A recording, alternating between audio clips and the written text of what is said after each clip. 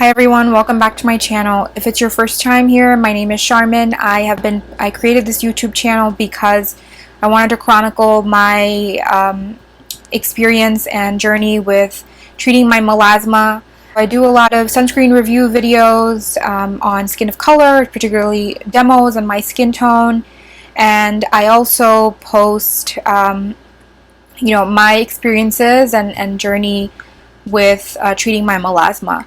Sometimes I do makeup tutorials here and there, so if you're interested in that type of content, then please hit the like button and subscribe to my channel. In this video, I'm going to be talking about my experience using Retin-a products for melasma.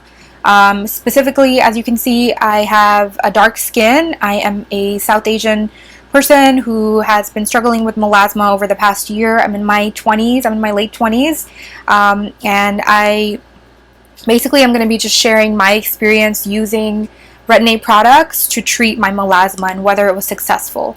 So in this video, first I'll talk about what is Retin-a, why I use it, my previous results on Retin-a, my experience over the past year in treating my melasma with Retin-a, how effective it was, how I'm currently incorporating it, and my tips to decrease irritation.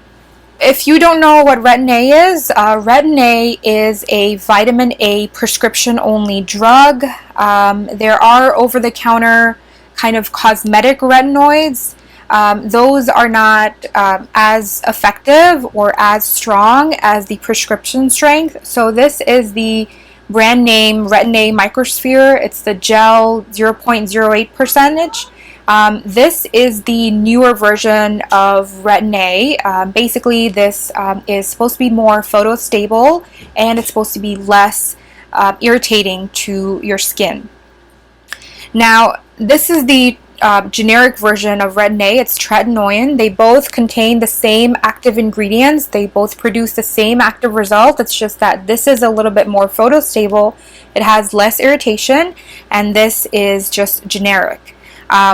So I would say that, a lot of people use Retin-a for acne, for anti-aging. Some people use it for melasma. So I struggle with acne, but I actually was using this for my melasma. So my first time using Retin-a was about 5 or 6 years ago, and when I was in my early 20s. I had this similar kind of hyperpigmentation on my forehead come up, and so I used a little sample of Retin-a for about 2 weeks, and it produced really amazing results on my skin tone. It was totally clear. It didn't my hyperpigmentation went away in a couple of weeks. There was a lot of peeling and sensitivity, but I noticed that the results were amazing, so I just stuck to it. And then I stopped. After 2 or 3 weeks, I stopped because I gotten the results that I wanted. Now, fast forward to September 2019 of, just this past fall. September 2019, I had started to notice the dark patches come back, and this time they were worse. So there was this one light spot and then the patches around it. So I figured, Retin-a had worked amazing for me in the past, and I just would have to get a generic Tretinoin from my doctor, and then I'd have clear skin again. Boy, was I wrong. So I started the Tretinoin. My doctor prescribed me this generic version. I started with the 0.05 version, and I started using it every 2 or 3 days. So I would use it 2 to 3 times a week, and I was careful to basically just not use it every day right away. However, so I used it the first month, then second month went by, my hyperpigmentation was still there. It was not going away. 4 months won't go by. At that point, I was using it every other night, on and off. Sometimes I'd skip a night or 2 here and there, but I was pretty consistent, and I was not getting any results. So fast forward to February 2020, I started to notice even more hyperpigmentation on my skin. So I had developed these dark spots on my chin, on my cheeks. You can still see them on camera. They're still pretty visible, I think. but I wanted to show you what I actually look like without, you know, makeup and all of that's like my real skin. So I started to notice that my hyperpigmentation with Retin-a was actually getting worse. Talk more about these mistakes in my 5 habits that made my melasma worse video. If you want to check that video out, then please check it out. It'll be in a card up here. But anyway, I don't attribute the increased melasma and hyperpigmentation to the retinol. I think it's just that I was not using it properly, unfortunately. So fast forward to March of this year, and I went back to my dermatologist. I asked him, and I went back to my dermatologist and I told him, hey, look, you know, I've been using the generic Tretinoin for since September, and it's now March. I have not seen any results on my melasma, and it's in fact getting worse.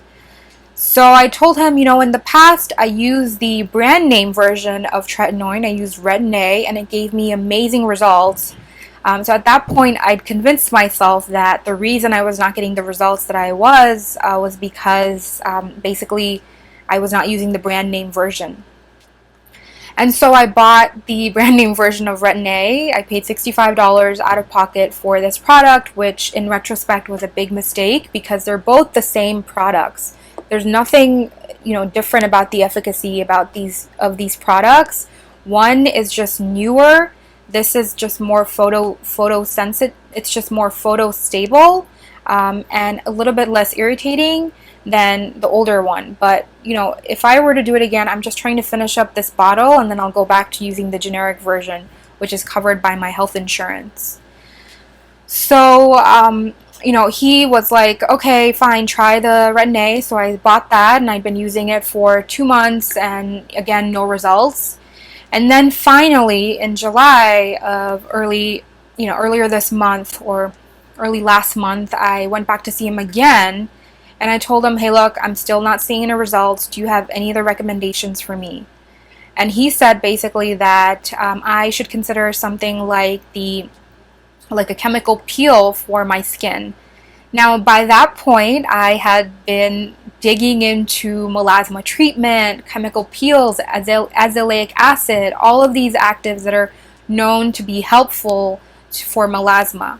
So by then I knew that, you know, chemical peels are can be very dangerous for skin of color, specifically glycolic acid peels or, you know, I think, what are those like PCA peels that everybody does on YouTube? Some people do them from home. I see a lot of YouTubers like having their skin peeling and like it just looks horrible. But you know, I knew that I could not risk my skin becoming even more irritated because it would result in my pigmentation getting worse. So I didn't want that.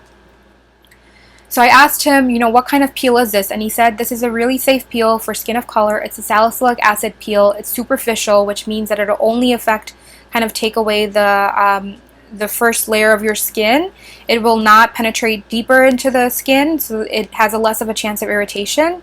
He also said that, you know, the peeling won't be like the peeling that you see with other peels, like glycolic acid peels or stronger peels.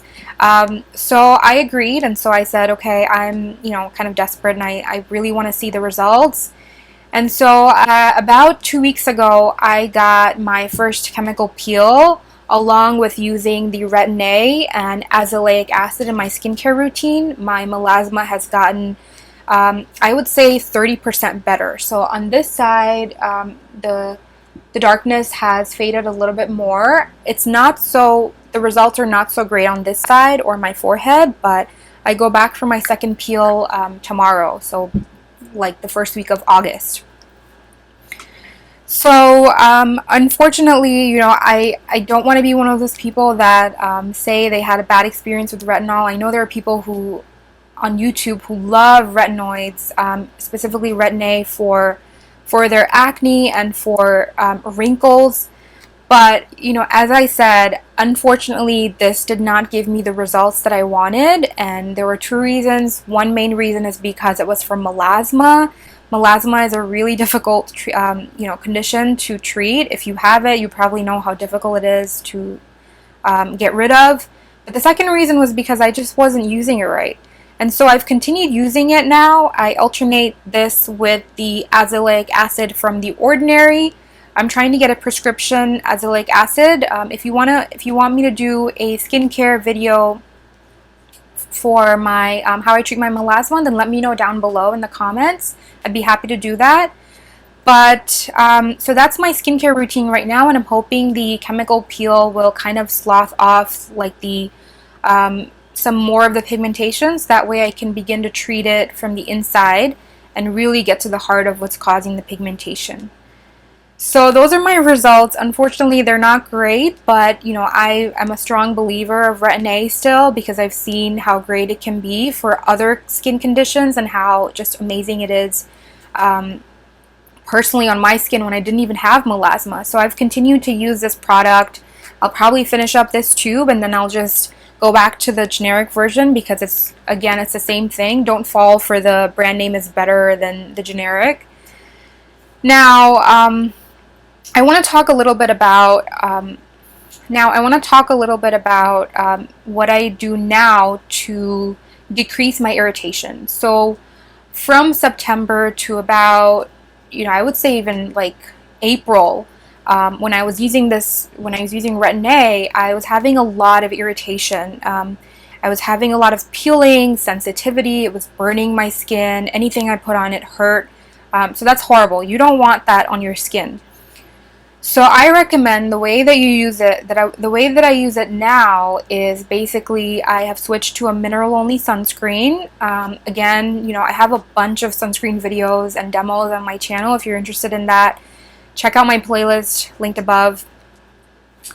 But I switched to a mineral sunscreen, and I switched to a gentle facial cleanser. So I talk more about this in my 5, you know, mistakes that made my melasma worse video. It'll be linked above if you want to hear more about it.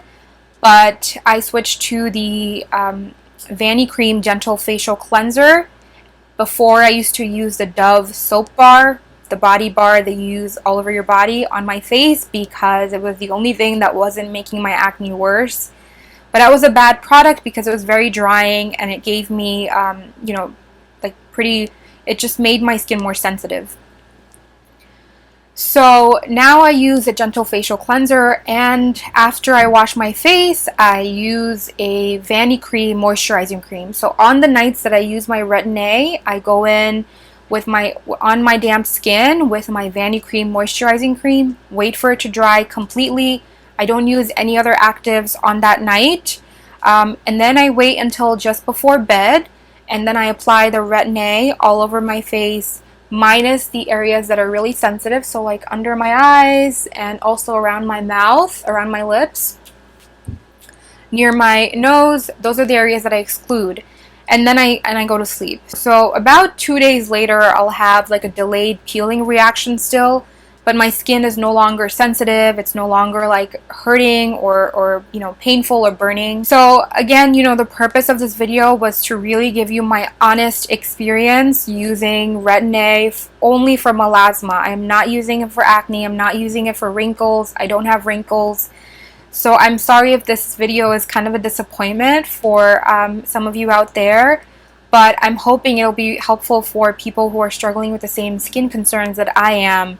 Melasma is a really difficult, hard to treat, you know, condition. If you have it, then you probably know what I'm going through, but it's, you know, it's been requiring a lot of patience on my part. I have not given up Retin-a. I am trying to incorporate other, you know, actives into my skincare that'll help treat it, because Retin-a alone I don't think is capable of really addressing melasma. So, you know, I hope this video is helpful for someone out there who may be struggling from the same skin issues. But I want to emphasize that I'm still on my journey to treating my melasma, and I'm still not at the place where I want to be in the progress that I want to see. So I'll continue to update you guys. If you would like a full skincare routine for my skin, then please let me know down in the comments below. Again, I do have 2 layers of mineral sunscreen. I use the Dermatology one on my skin right now, and I have some mascara and lipstick, but otherwise, you know, my melasma is pretty visible still on camera. I thought it was really important to be extremely honest about where my skin is. I don't want to lie to you guys about my results. So also, if you want to see a video on my experience doing the chemical peels for skin of color on melasma, then let me know down below. I'd be happy to share some of my results and you know, just experience on it. Made it to the end of this video. Thank you so much for watching. I post new videos every week chronicling my struggles with melasma. Sometimes I post makeup videos here and there. If you're interested in my content and if you like this video, then please give it a thumbs up and subscribe to my channel.